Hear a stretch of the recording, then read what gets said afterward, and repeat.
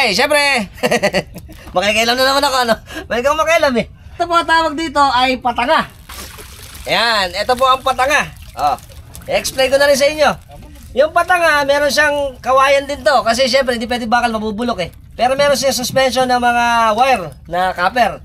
Ito po pahaba. Ngayon, ito po, may mga huli siya ngayon eh. Gaya ito, maliliit na mga tilapia, mga native sa ilog. Ito po ang style nito, dito sa gitna. Makikita sa gitna. Ito. Meron siyang, pain. Ito yung pain niya. Ito, minsan nilagay darak. Ano ba nakalagay dito? Primus. Primus daw, pang pagkain ng mga binhi. Tapos meron siyang fishnet na maliit. Para pag pumasok dito, sa loob, dahil ito yung nakasarado, paglabas, hindi na makakalabas. Pain daw fried chicken para mas malasa. Meron siyang, siyempre, para hindi siya umangat, meron bato sa loob, nilalagyan.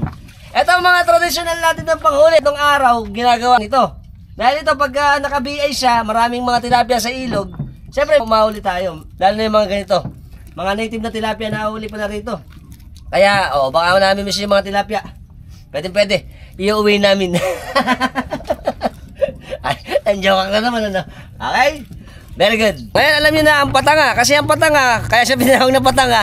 Pag pumasok yung isda, siyempre, di ba makalabas eh, parang tanga. Kaya patanga tawag doon. At yan, anong araw pa, mga simpleng pangingisda natin na ginagamit. Para siyempre, yung pangulam makakuha tayo. Pati sa ibang lugar, ginagamit din yung patanga. Pero hindi ko na alam kung ano yung tawag doon sa iba.